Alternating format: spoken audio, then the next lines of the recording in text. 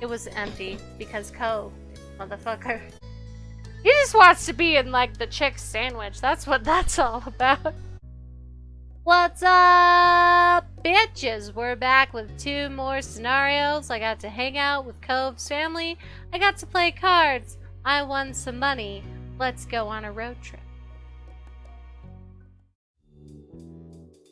Even though you were awake, the sun had barely peeked its head above the horizon and the sky was still dark, though lightning by the minute. Usually you wouldn't be up so early, especially during summer vacation, but today was different.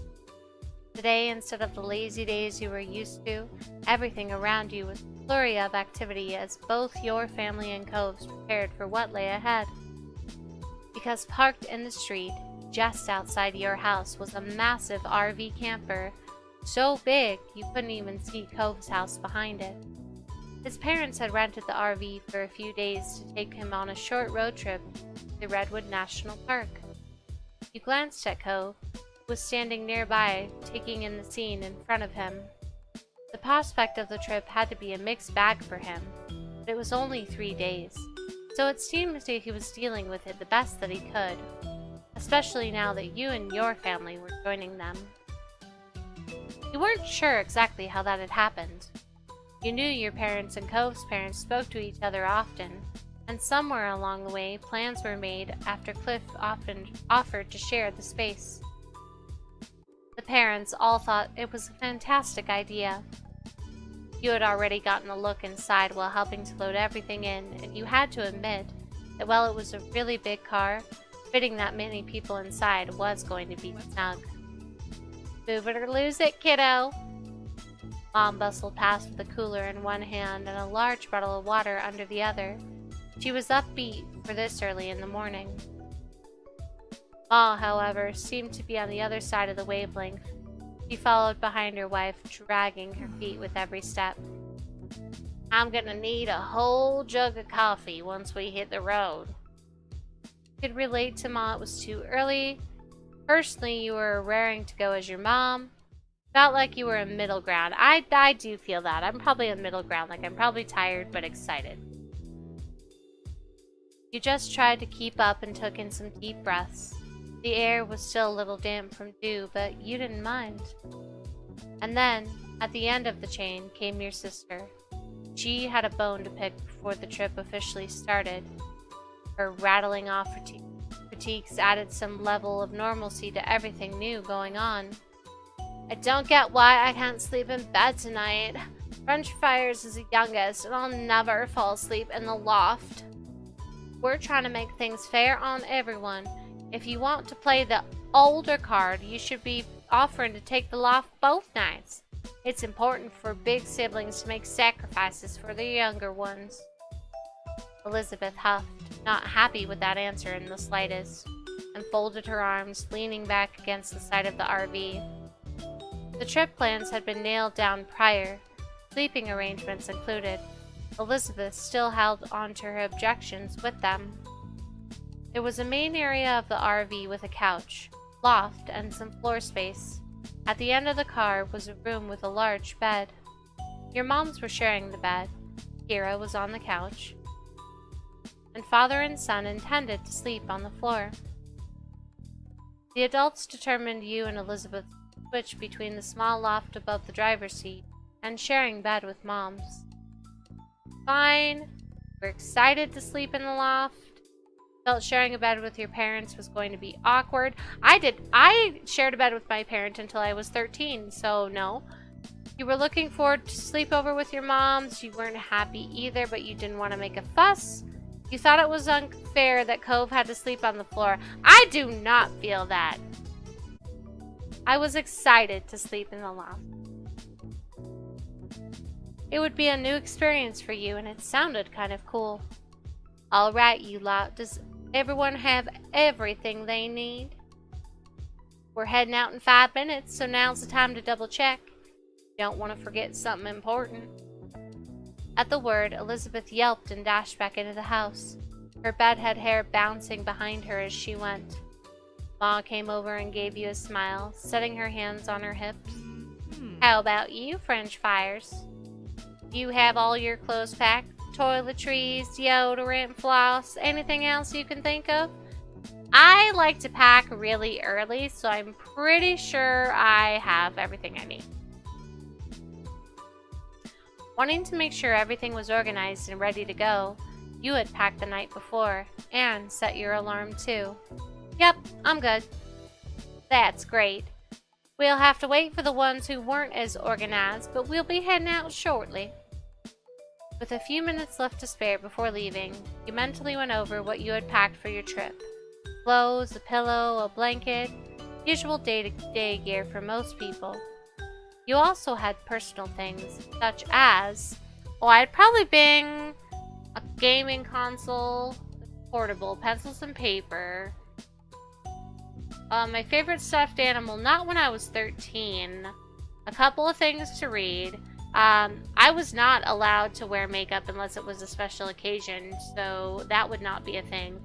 A ball, a camera, MP3 player. Like most of these, except for the makeup, the ball, and the stuffed animals. So we're gonna click a couple things.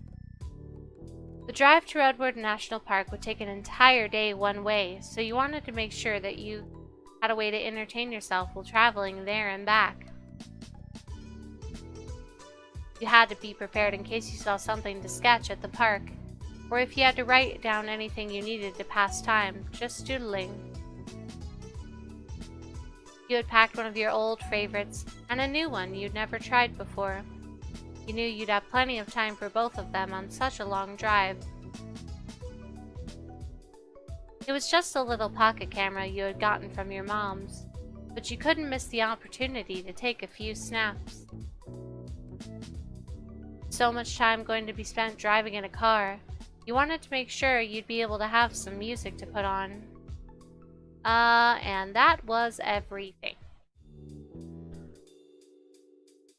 Hey, let me take that for you, French fries. I'll stow it in the RV. There's a few spots left, it'll fit. You let Kira take your bag, gave her a grateful smile.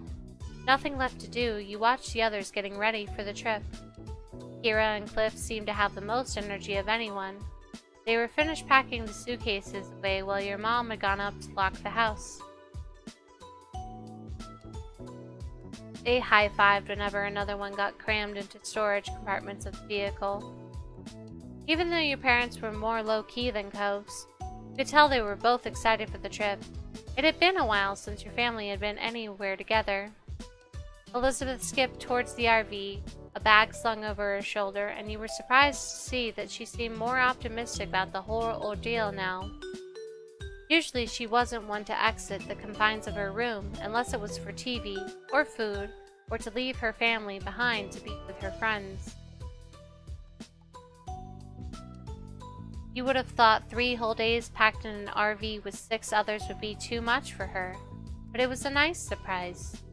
You supposed any vacation was better than no vacation at all in her mind. Cove had been pretty quiet so far, and more than anything, seemed to be overwhelmed by the situation. You were excited, you weren't very excited. You were eager to get to your destination, you were curious about the RV, you didn't feel much about the situation. That's not what it says, but that's what I'm reading it as. I'm gonna say I'm excited. That sounds fun. It was great to get away and explore new places. Soon the miscellaneous remaining tasks had all been wrapped up. Everyone piled into the RV. It was officially time for the trip to start. And it did. Cliff took the first shift driving. He cautiously navigated the massive car out of the narrow neighborhood streets. It was touch and go for the first part of the journey. Your moms and Kira were all huddled in the front, trying to get a view of how much space they had on each side. There was a sense of relief when the first long leg of the trip was hit, and the RV would only need to go down one stretch of highway for miles. The mom group cleared out of the driver's area, leaving Cove's dad to it, taking more comfortable seats around the main cabin. You felt like you could finally relax now too. Time slipped by as morning faded away.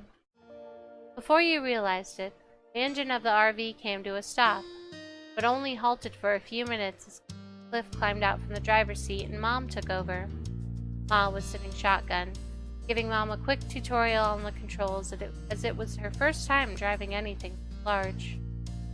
Cliff groaned as he headed towards the rest of you, stretching his arms above his head and loosening up his muscles. Making good progress, brah. Look at his glasses! Those are like total dad glasses.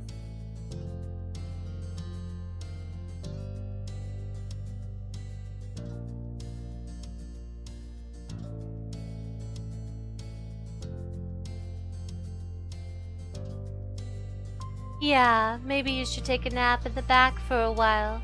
That was a long haul you just did, and I know you're on less sleep than usual. Cliff waved a hand, that trademark grin of his slipping into place. I don't need to sleep, brah. Still got a few miles in the old tank. He flexed his arms, showing off his muscles to drive the point about how resilient he was at home. Rolled her eyes and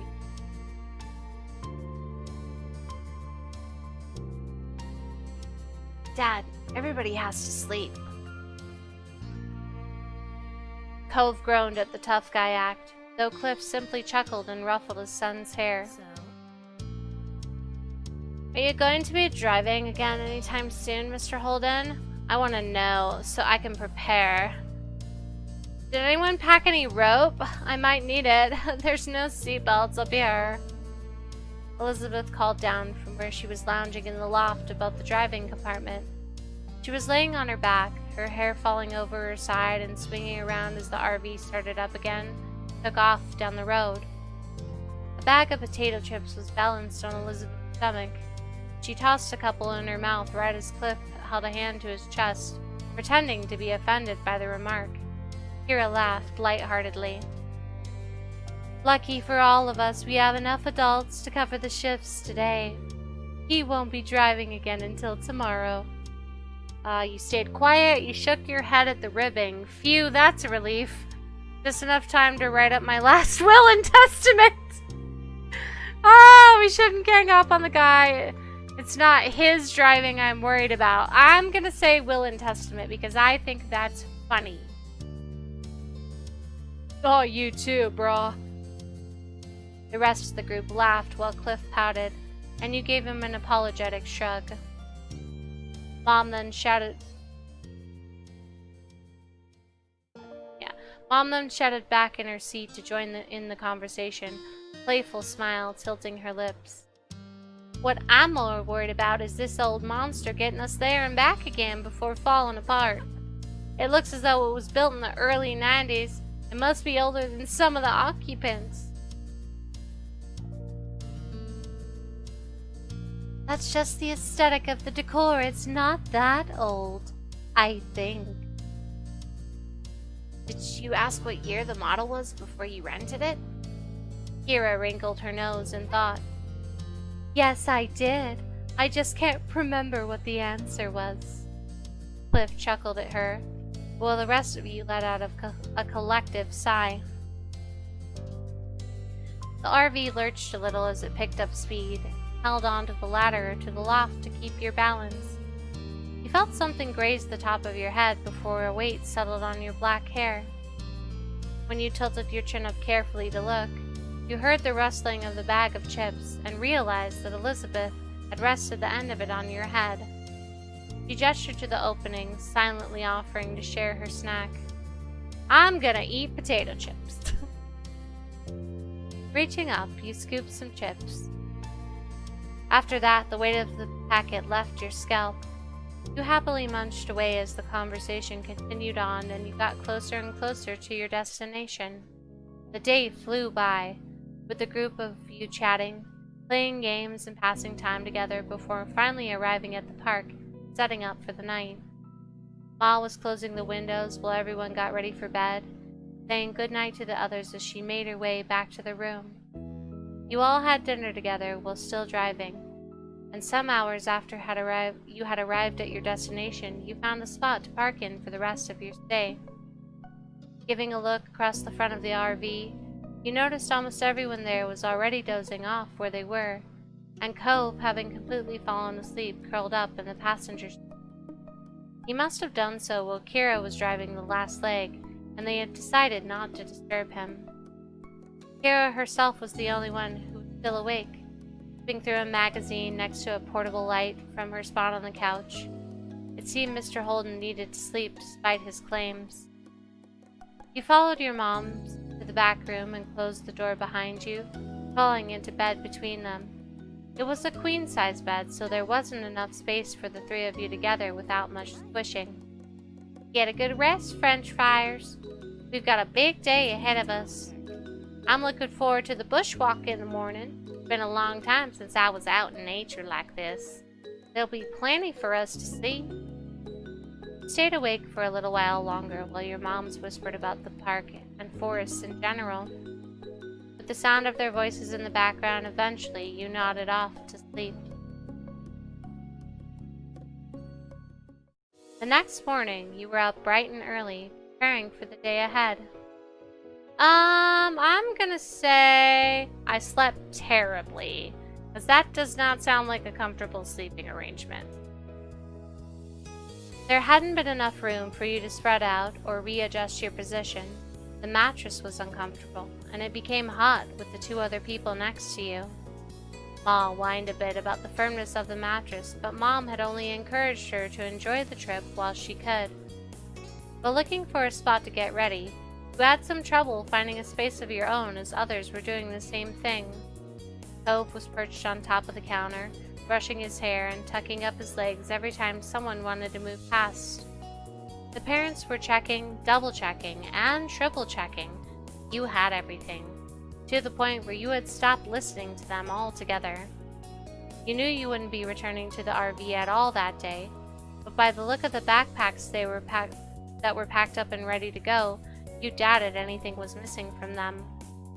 It didn't take much longer until you all exited the RV in a bustle and headed to the Redwood National Park.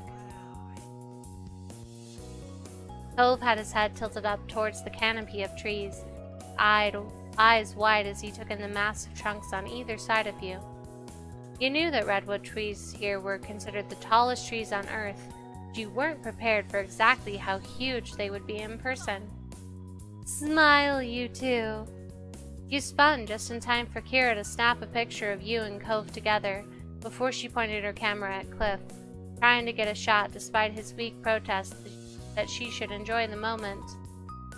Your parents were walking behind the group a little, with Mom telling Ma some information she had read about the park in a brochure. Ma listened happily while looking around and taking in the sights, every now and then asking a question or making a joke about something Mom said. Smiled at them, thinking your mom must have read a lot of pamphlets to know so much about the park. Maybe you should come and work here as a tour guide if you know so much about the place, Elizabeth teased, earning a squeeze on the nose from your mom. She seemed to be enjoying herself, but you thought that might just be because she was amused by everyone else's reaction. I was in awe, I was fascinated, I was in a good mood, I wasn't as impressed as the others. I was embarrassed the adults were being so touristy. I'm gonna go with fascinated. That sounds good. Bird calls echoed all around you, and once or twice, something would rustle in the underbrush. You strained your eyes through the trees for any sign of wildlife and managed to catch a glimpse of a rabbit bounding into the foliage. The adults had decided on some casual nature walks, rather than any serious hiking, and you strolled along at your own pace, taking in the scenery. Elizabeth sped up a little, smirking at Cove as she fell into place between the two of you. You could immediately tell by her expression she was going to say something taunting. I can't believe our families are actually on vacation together. She threw her arms out, speaking with a genuine sense of bewilderment. I would have joked about something like this happening, but now I'm not so sure I want to give them any more ideas. Cove ignored her completely and continued walking along. Just watch. Next year they'll be taking out their next new amazing idea. She put on a fake voice, deeper than her own. We should just sell both our houses and move in together. Think of how much we'd save on the mortgage. It was clear that Elizabeth was being sarcastic. Cove simply shook his head, not really bothered by her. Suppose he was used to it at this point. But seriously, they really do act like we're a single family, just because we live across the street from each other. Elizabeth gave you and Cove a look, her eyes glinting with mischief as she leered at you. Maybe one day we'll all be related. Legally, anyway. She said it as though she was a gossipy old lady. Maybe. I guess you and me could get married, Elizabeth. What? Me? Yeah. That way French fries would be my sister-in-law. It'd be fun. Elizabeth stuck her tongue out at Cove as if the very idea were ridiculous. Told her to cut it out. Cove has a point was a great comment. I'll marry you, Cove. You ignored Elizabeth. You were embarrassed. I'm just probably gonna like tease her. He could just as easily marry you. Well, actually, you need two people's consent for marriage. There's no way I'd agree to that. Really? Never? Oh, that's breaking my heart. Elizabeth poked out her tongue at both of you, giving you a sour look. She walked ahead, obviously not getting the responses she was looking for, and you and Cove swapped amused looks. The day continued on. Plenty to see and experience. You passed a few different activities that you would have liked to try out if you had time, such as kayaking and rock climbing. Don't speak for me, Gabe. I don't want to. I'm cool with the nature hike. Ma said that you would have to wait for another trip. There was a little stream during the walk that you sat beside and set out a picnic for lunch, nibbling on selections of fruit, sandwiches, and chips. Various birds flew overhead, and you made a game out of guessing the species were hanging out in a tree nearby. You even managed to get a couple of them right, including a kingfisher that grabbed half of Cliff's sandwich. Glad you got to do this. You were disappointed to only have one day. You thought the trip wasn't worth only one day here.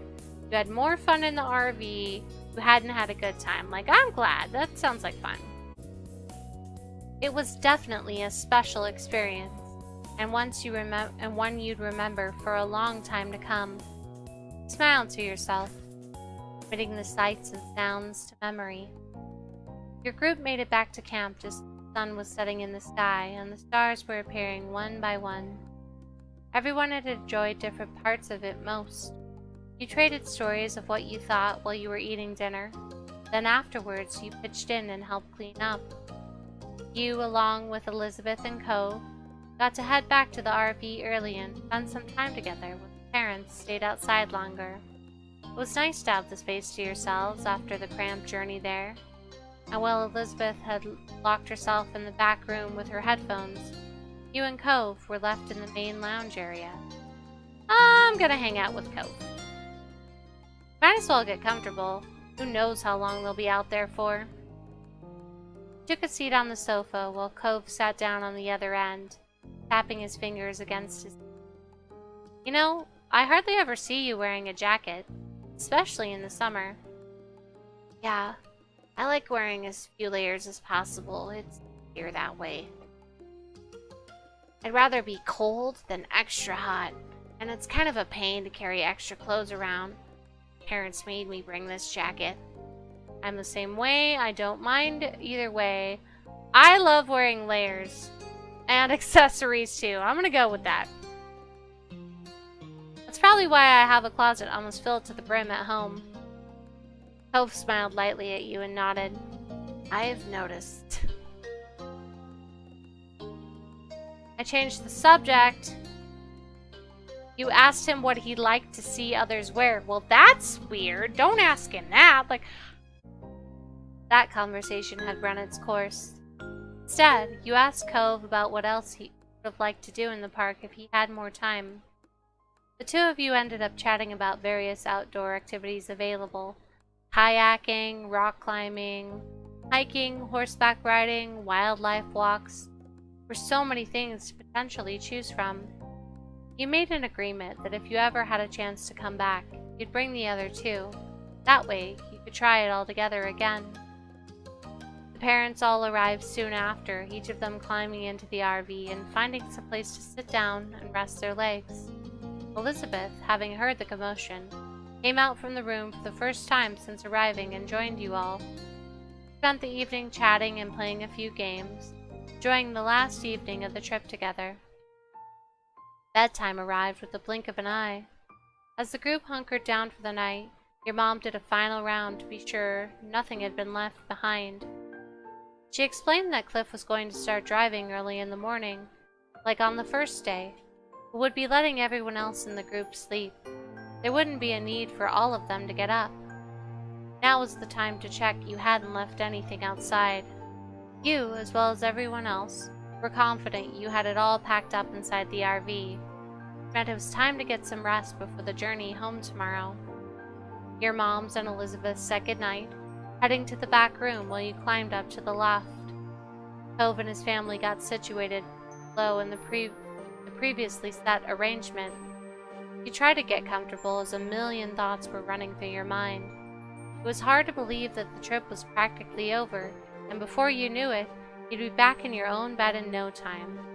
I enjoyed the mini-adventure, trip had been okay, trip was a waste of time. You hadn't had a good time at all. I enjoyed my mini-adventure. It was short, that was for sure, but you got to see and do so much during your time here. All in all, it was a nice break away from home. The minutes trickled by silently. It didn't take long for the soft snores of Cliff and Kira to drift up to you. They were asleep by now. You wondered if Cove was still awake and decided to poke your head out from the loft to find out. You blinked through the dark. Looking down the hall, you noticed Cove laying on his back, his eyes staring straight up at the ceiling. His seafoam hair was spread out on his sleeping bag. He must have felt you watching him, as suddenly his eyes locked on yours. It was difficult to see so much in the dim light. You could make out the crooked smile on his face as well. Grinned back, you made a silly face, you waved at him. I would probably make a silly face. That's what I'm gonna go with. Cove rolled his eyes at you, or at least, you thought he did. Then you gestured for him to come over. You then went back to trying to sleep.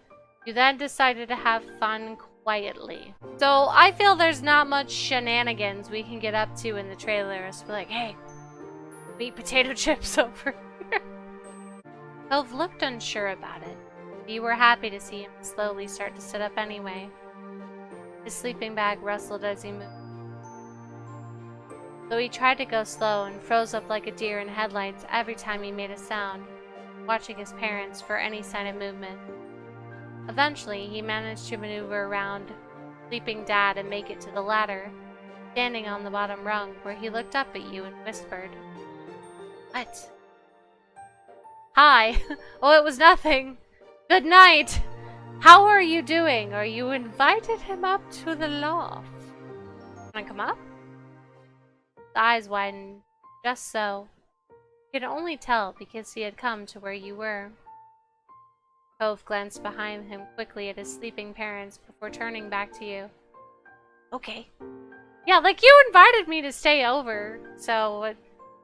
You broke out into a grin and scooched back as far as you could, making space for Cove to crawl in. He was very tall, so it wasn't a great fit for him. He managed to squeeze himself in. Even if you weren't exactly tall, the loft was still a tight squeeze with the two of you in there together. You laid down next to each other on your side, face to face, got under the blanket a bit.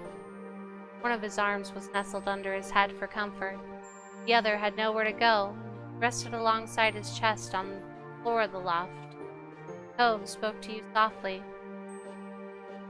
"I don't know, you tell me, Cove." I don't know. I thought we could hang out.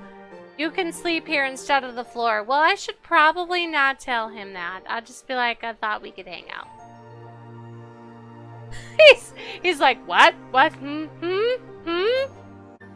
Cove's eyebrows dipped. He probably thought you had something more important than that going on. isn't a big deal for us both to be in a loft, right? Yeah, we always share. I like that. Usually they're also happy about it. Cove gestured in the direction of the parents, and you nodded in agreement. They had always tried to put you and Cove together, ever since you were little.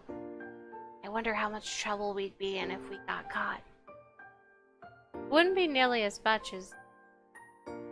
Oh yeah, it wouldn't be nearly as much as we would have been in if my moms found out you snuck into my room for the night at the start of summer. He winced just imagining it. Still can't believe I did that and didn't get caught. It was a very dramatic morning. You could easily picture his frantic escape in your mind's eye. You're kind of a troublemaker, aren't you, Cove? No, I don't think so. Said every troublemaker ever! Cove trailed off, seemed to be lost in his own thoughts. Hey, do you remember the very first time I slept over at your house? You laughed quietly and nodded, memory coming back to mind so vividly. A smile grew on his face. I left in the middle of the night. I hated being in a different place back then. Now I fall asleep in your house when I'm not supposed to because I couldn't help it. Sorry I was like that. I just couldn't take any more changes when I was so little.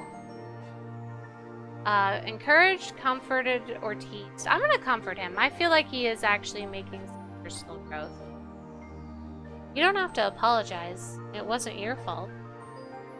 Smiled at Cove, showing that it wasn't a problem, and he gratefully returned with a smile of his own. Spent the rest of the night smushed up in the little loft together, whispering about your past memories and trying not to giggle too loud at the silly things you had gotten up to over the years. Eventually, the chatting trailed off, and when you noticed Cove had drifted off to sleep, you followed soon after. Don't fall asleep up there together! You just said that would be bad! When you woke up the next morning, it was to the rumble of the RV as it traveled the long journey home. You noticed quickly that you weren't as warm as you had been during the night. When you checked next to you, Cove was gone. Good, good! We should get in no trouble. Blinking sleepily, you peeked over the edge of the loft to find out where he had gone. Maybe he'd snuck back to his spot on the floor during the night. However, you soon noticed him sitting on the couch, talking quietly with his mom. His head hung in embarrassment. Damn it! I spoke too soon! Your movement gave you away, and Kira suddenly looked up and caught your eye. She simply smiled amusedly at you, and it was obvious what happened. Cove hadn't gotten away with it. They found him there in the loft, and then you woke up. He was trying to explain. You knew it was going to be a long, long time before you lived this one down, if you ever did. Soon your moms and Elizabeth emerged from their room, dressed and ready for the day of travel. You spent most of the day hanging out together in the RV, savoring the last few hours of vacation. Kira suggested a few different travel games she used to play with Cove when she was younger, and you all had a great time competing against each other. A little later in the day, you tried to talk Cove about what happened in the loft, but he simply apologized, changed the subject. It was a bit too much for him to try speaking on, especially right now, and you understood. When the RV finally pulled into your street, it was well into the night, and you were looking forward to crawling into your bed after the last few days away. Everyone else must have been feeling the same, because it was mutually agreed that unpacking and cleaning the RV would wait until morning. Once home again, you went straight up to your room and dropped onto your bed, shoes and all.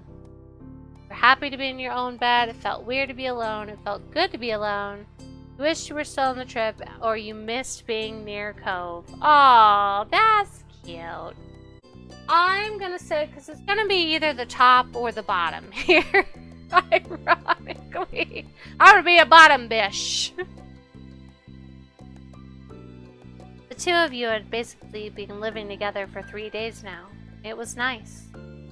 But you knew that it wouldn't be the last time the two of you would spend time together, and that thought comforted you. With those last few thoughts drifting through your mind, it wasn't long before you dozed off to sleep. Tomorrow, life would go on like normal. Lee's visit today turned out to be more involved than you expected. After overhearing where the Holden family was going, Lee insisted on seeing Mr. Holden's shop firsthand. An hour later, and Lee was busy looking at every item on display. Because Cove's dad offered supplies, lessons, and tours, the shop had all the scuba-related stuff you could imagine. Fins, masks, suits, and snorkels. After circling around the shop, you finally stopped and looked at the whole room. First time you'd been here, it wasn't often you tagged along at the shop. Spent a lot of time here over the years. Again, I have no prior knowledge. So let's go with that. They did also say that their son was like at my house all the time. The mystery was finally gone. Over the years, you'd heard bits and pieces about what Cove's dad did from Cove, Derek, and Mr. Holden. And now you were here, standing smack dab in the middle of it. Bursting with excitement, you were in good spirits. This was a pleasant surprise. Felt okay, not your first choice, but not bad. You were unhappy. Was this really all you were going to do? I'm going to say pleasant surprise. Let's go there. Something always came up whenever you might have had a chance to visit the shop before. You were happy Lee insisted on Mr. Holden bringing you along today. Lee was still busy poking through the various wetsuits displayed, so you decided to see what Derek and Cove were doing. They were too absorbed in their conversation to notice you standing near them, leaning against the counter. You were able to pick up the topic quickly. Anyway, My dad told me the new stuff is selling like crazy, man. Yeah. The material has this new blend with less neoprene. My dad says people are really interested in it. It brought a smile to your face hearing that the shop was doing well. I'm gonna listen. It was interesting just to watch them speak about what they knew. But really, man, just so much to think about with a business. It's crazy. No matter how much I come, I still don't think I get it. Cove hummed and nodded in agreement, causing a good-humored laugh from Derek. I thought you only liked the scuba diving part, not the job part, man. It's just the best part. Think about other things, too. Cool, man. Business side, running it, that's my favorite. Out of the corner of your eye, you caught movement, and you realized that Lee was now standing next to you. When your dad's retired, do you think you're gonna carry on the store? Both sons shrugged in unison. There's tons of things I could do, man. My dad thinks so, too. He doesn't want me to plan on working here for forever. Cove's gaze fell to the floor. You could see the conflict flashing across his face. I don't know. It's a lot. Being the real boss of something and totally in charge. If my moms had their own business, I'd like to take over. If my mom's had one, I wouldn't want to take over. I wouldn't want to take over someone else's shop. Then do you think your dads would let us take over the shop? No matter what you both do, shop or no shop, you'll be amazing. I like that one. Let's go there. Derek smiled in equal parts happiness and bashfulness. He bounced on his feet a bit. Thanks, French fryers, man. Happy you believe in us. Too. Cove's parents left the back office and came over, catching your attention. Sorry, kids. Looks like it's gonna be a long one, brah. I know usually others hold the fort down, but I really need to stay here today. I know you just wanted a little visit. It'd be boring to get stuck all day because of me, brah. Here I can take my car and go back to the neighborhood. Cove and Derek gave him an understanding look.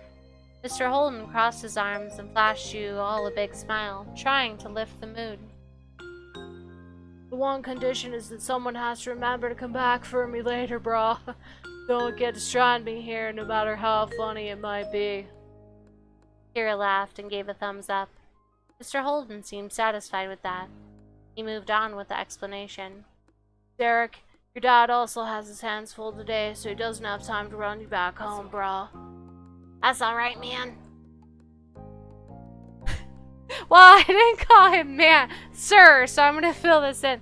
The title, man, got an awkward chuckle out of Cliff, which was cut short when Kira elbowed him teasingly. You already said I could borrow your car. Why don't I take all the kids somewhere fun for the afternoon? Fine with me, bruh. Just please come back eventually. Sometime today, Kira. After multiple jokes about being left with no ride, you had to wonder if that actually happened in their past together. For you, my good sir, I swear, cross my heart. Happy with the promise, Cliff took out his black wallet and offered a $50 bill, a $50 bill, a 50 bill! Here, in case you need to get gas or anything while you're out, brah. Kira smiled knowingly and accepted the bill without hesitation.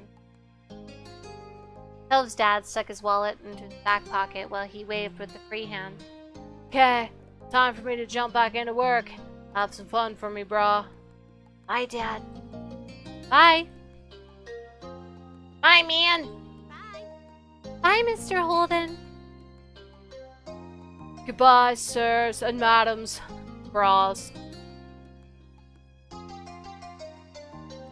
He left the room with a wink and a flare, disappearing into the employees-only area of the shop. Mr. Holden was out of sight. Kira silently strolled over to the counter and carefully placed the $50 bill there. She turned back around and beamed a large smile at you and the others. Come on, gang. Let's see if this town has a mall. Unable to contain her excitement, Lee actually jumped with joy, while Cove and Derek just grinned. There wasn't a mall in your hometown, but Mr. Holden's store wasn't in Sunset Bird. It might be possible to find a mall out here. He felt pumped. He felt okay with that. Really didn't want to go, I'm pumped! Pumped, motherfucker! Heck yeah! Let's go. She quickly herded the group out of the store and into the car. Cove. As the driver, I get to choose my partner in crime. Naturally, I bestow the position of shotgun on my baby. Her comment had both Derek and Lee snickering. Cove rolled his eyes at his mom and opened the front passenger door. Decided to stick up for him, decided to jokingly complain at the special treatment. You were fine with that? Yeah, like I'm fine with that. You got shotgun in your own car a lot. It made sense that he got priority here. I'll take the middle seat, man. Really? Yeah. I don't want a window seat. You two can have him, man. Are you cool with that? You thought that it was odd that anyone would give up a window seat, but you knew Derek tried to be especially polite when he was a guest. You nodded. Good. Sounds like we're all in agreement. Everyone squeezed into the car, buckling in, and Kira turned the radio on. It was set to the top 40s pop station. You were into it, you did not like it. You asked if the radio station could be changed. I'm alright with that. Let's see. You recognized the song playing. It was a new one by an artist you were listening to a lot recently.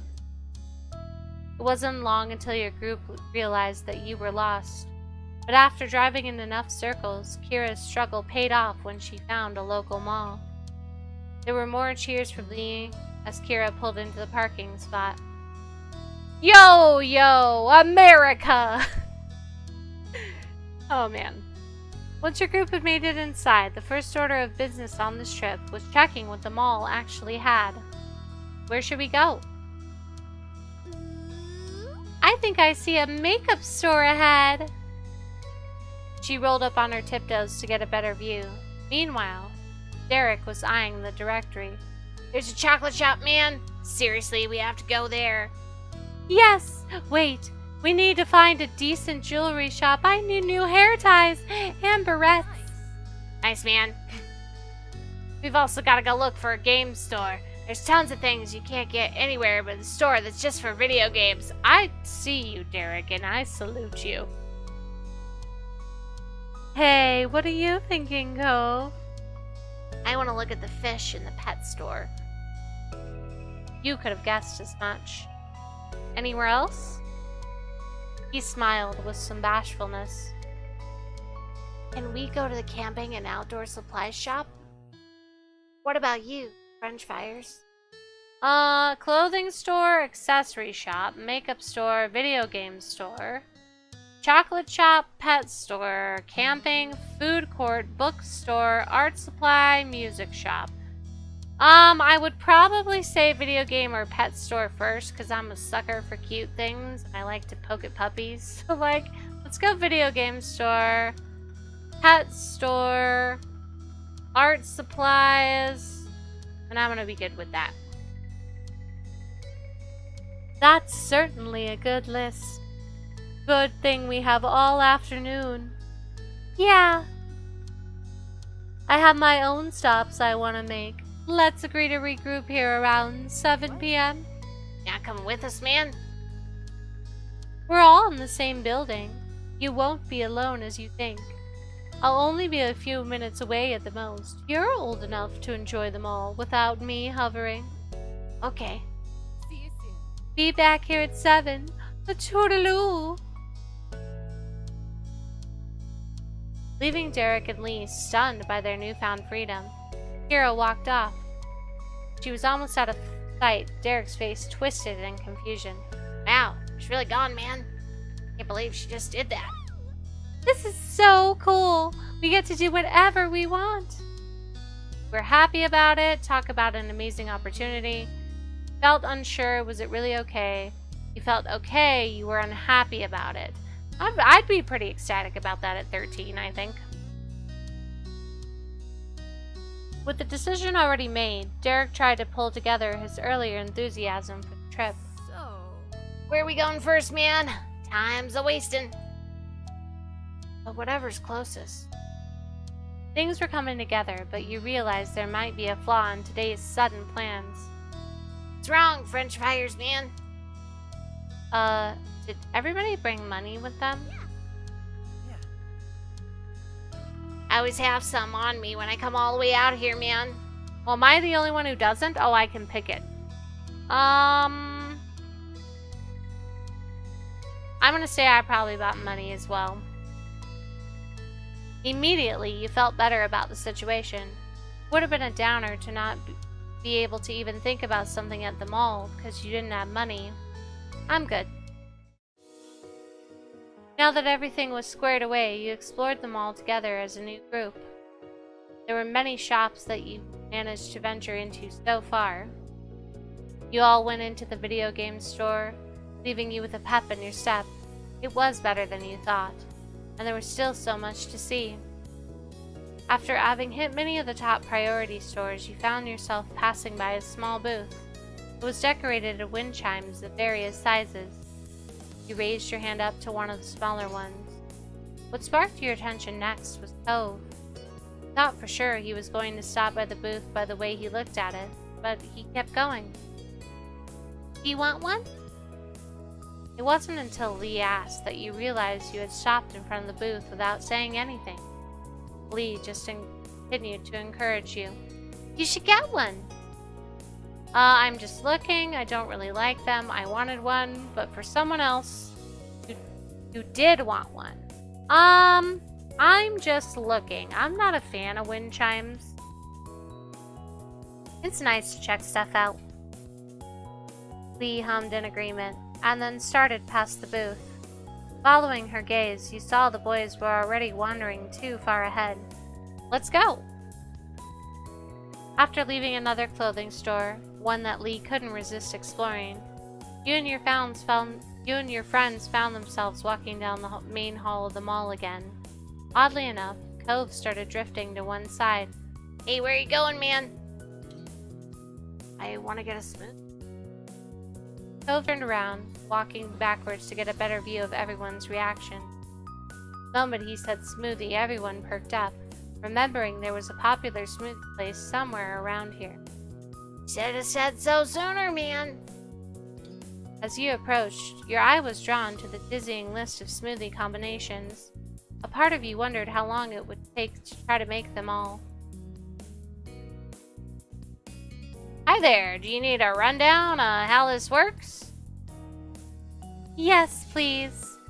Okay, first off, you pick up to 3 options of fruit or berries. Oh, I should have made him like the most unenthusiastic worker ever. Like, alright, so first, you pick up to 3 options of fruit and some junk, and then you put ice in there and smoothie base, and you get a smoothie for $4, and there's only one size.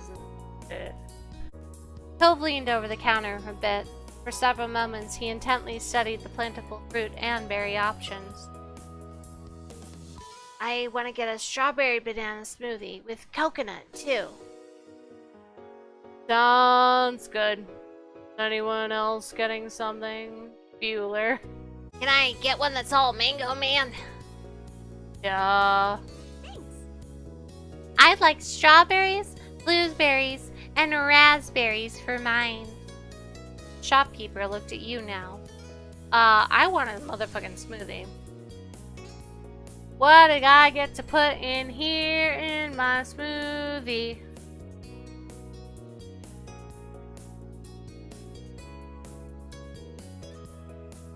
I'm gonna go banana, pineapple, orange, and that's everything. At that, everyone went ahead and paid for their individual drinks. You waited over to the side of the booth where the drinks were put when they were done. Derek bounced on his feet, excited for his to be ready. It's gonna be good, man. Lee chimed in with her own enthusiasm. Everybody says their smoothie-based stuff can make any drink great. Cove, while quieter, looked just as eager for his smoothie. Luckily, there hadn't been anyone else before you, so it wasn't a long wait. Your group collected the fresh drinks as they were placed on the counter. Straws were placed through the opening at the top of the cup, and the first tentative sips were had. Derek sighed in satisfaction after his taste. Mango's delicious, man. Mine is super good, too. Cove nodded and hummed in agreement. Straw was still in his mouth. You're happy with yours. You regretted the choice. I regretted nothing!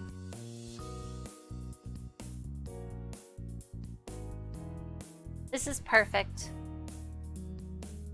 Cool. We all made excellent choices today. Yeah, man. Asked if you could try Lee's smoothie. Asked if you could try Derek's smoothie. Asked if you could try Cove's smoothie. Didn't want to try a smoothie because that's how you get cooties. That's not an option. I just felt like I should put it in there. To try Cove's smoothie, if you know what I mean. Not for 1 second since getting his hand on his lips. Getting it. Okay. Not for 1 second since getting it had his lips been apart from the straw, but he did seem to be considering your request. I pushed a little more. I jokingly begged him, and he waited for him to decide on his own. I'm gonna not be a weird creeper and let him do what he wants to do. He seemed to be having some fun keeping you in suspense as he exaggeratedly pondered away, still drinking it himself. Then, Cove smiled softly. Finally, he offered the cup to you. You held the cup in both hands and took a step. I can't say no. He took his cup back, still with a tiny smile, and got back to drinking it again. You're satisfied with that? Sneakily, you wanted to steal a sip of someone else's. You wanted to ask someone else. No, I'm good. Thanks. Oh, it's the music! As your group continued to wander the mall, you came to an area in the path that was wider. Oh, bro. I want to get on that motherfucking horse. Can I do that? I really want to. In the center of the opening was a collection of quarter-operated ride-on machines. Derek stopped as soon as he saw them, smiling ear to ear. I want to ride, man. I think we might be too big. You are never too big to ride in quarter-operated machines, Cove. No way, man. We're not that old yet. He eagerly headed over to the machines, wanting to get a better look. Lee went along with it, smiling. I want to ride. I don't even care if it's childish. I want to ride. You quickly chased after Derek. He turned his head back at the sound of your footsteps and gave a thumbs up over his shoulder. Reconvening around Derek, you watched as he focused on the various brightly colored rides. Most were designed to look like real vehicles. There were also some horse-shaped ones, too. One of them could even seat 2 people. I call the helicopter, man! Why? Cool. It's the coolest! And I think it'll move the most, man. He started digging in his pockets, pulling out whatever money he had left. Wait, man. Is everything okay? I need 4 quarters, right, man? Yeah? Oh, I only have 2, man. There has to be more between all of us. Hold on. Pockets, wallets, and purses were checked over. Derek still had 2. Cove had only 1. Lee ended up with the most at 3. You didn't have any. You can have mine. Thanks, man, but you don't have to. It's not enough for me. And even if it was, it'd be dumb to ride while you had to watch. Cove shrugged. He had tried, failed, and looked unsure of what to do next. Why don't we all get on one ride? Couldn't we exchange dollar bills for more quarters at a store? Oh, it's gonna be between those 2, and I think we should cram all together into one.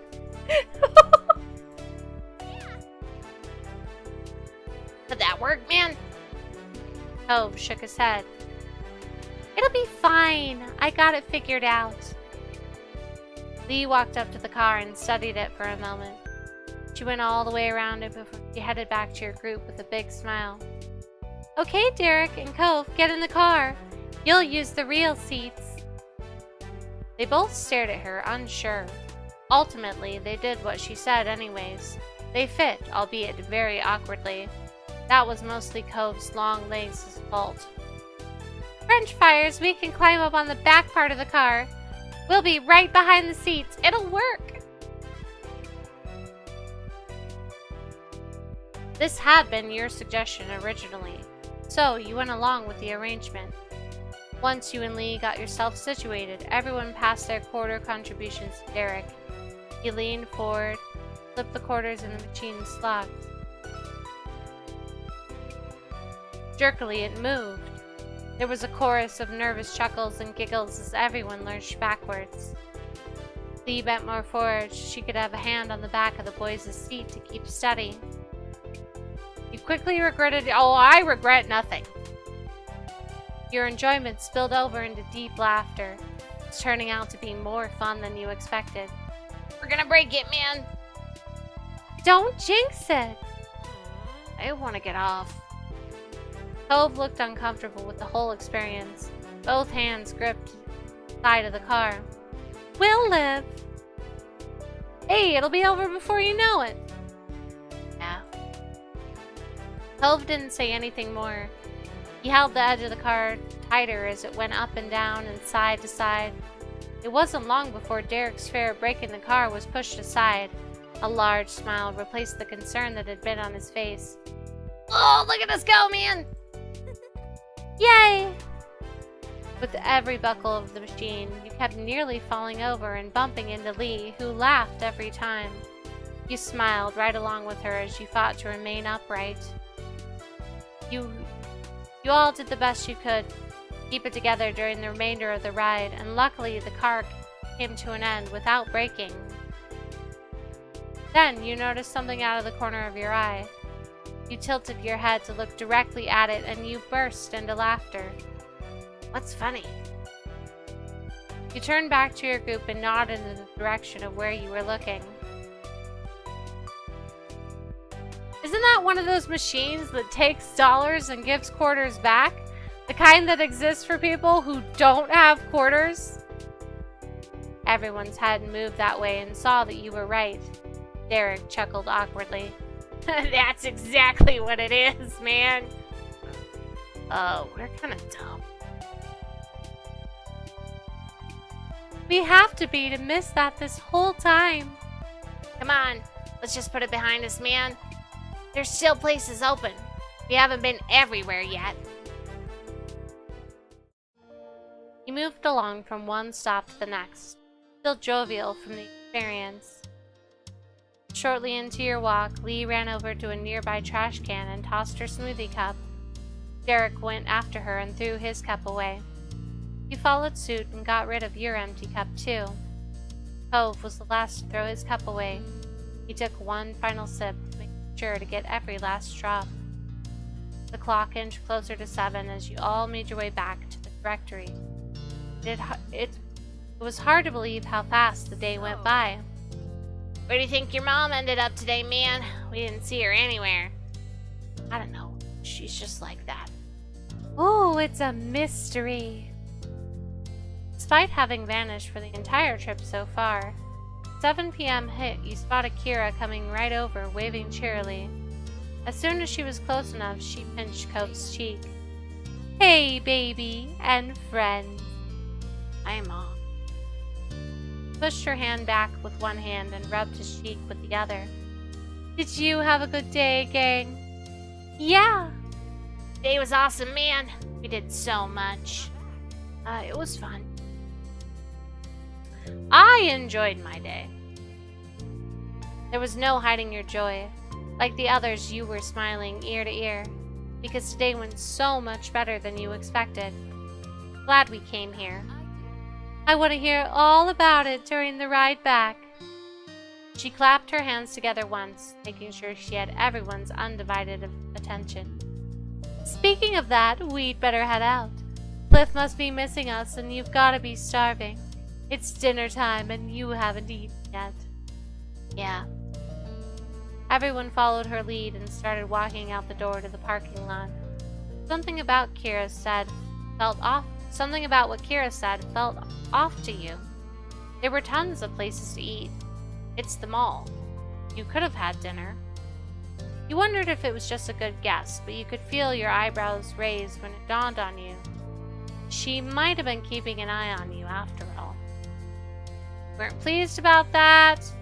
That was pretty slick. You weren't sure about that. It kind of seemed sketchy. Well, I mean, she's a mom. Like, moms do that. If she hadn't made that comment, you never would have known. You found it hard not to be impressed. Not once could you recall even catching a glimpse of her hanging around. Though now that you kind of think about it, not seeing her ever was suspicious in and of itself. Shaking off those thoughts, you caught up with the others. Keeping the same seating arrangement as earlier, you all piled into the car and started heading back to the store. The drive went by without any problems, as it was filled with chatter about the various things everyone saw around the mall. Soon enough, you'd arrived at your destination. It was a much faster trip, considering this time Kira knew where she was going. Hearing the light jingle of bells from the front door being opened, Cliff poked his head out from the back. He lit up, seeing who was here. Hey, brah. Did everyone have an adventure? I did. We had a blast, man. Yes! We found them all. Ball? Wish I could have joined, brah. He deflated in an exaggerated way. His shoulders sloped. Kira put a hand on his arm and smiled. There'll be other times. Are you set here? Almost, brah. Mr. Holden sighed for real. He then pulled himself together, standing up straight. I need a little more time to finish up. Will you be alright killing time for a bit longer, brah? It's okay. Yeah, man. No problem, Mr. Holden. We can have fun here. Excellent. What a great group of bras. He gave an approving thumbs up and Kira nodded along. I'll give you a hand. I remember the ropes. Why, thank you, brah. They walked side by side to the back room. Before he was out of sight, Cliff stopped and looked over his shoulder. If you leave the shop, don't go far, brah. It's getting late. Then the parents were gone again. Let's go to the docks. It's right down the way. Yeah, man. I saw those on the way here and I really wanted to check it out. Are you coming, French Fires? Alright. With a smile, Cove showed the way. Between the warm summer air and the smell of the ocean, you couldn't ask for a better night. Thanks for letting me come. Me too. I'm happy we did this, man.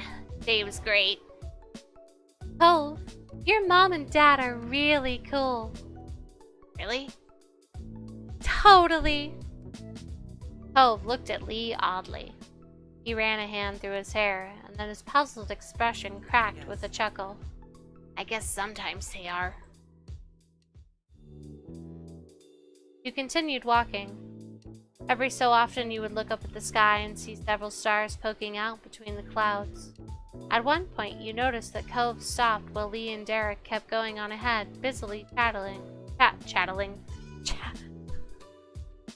busily chatting.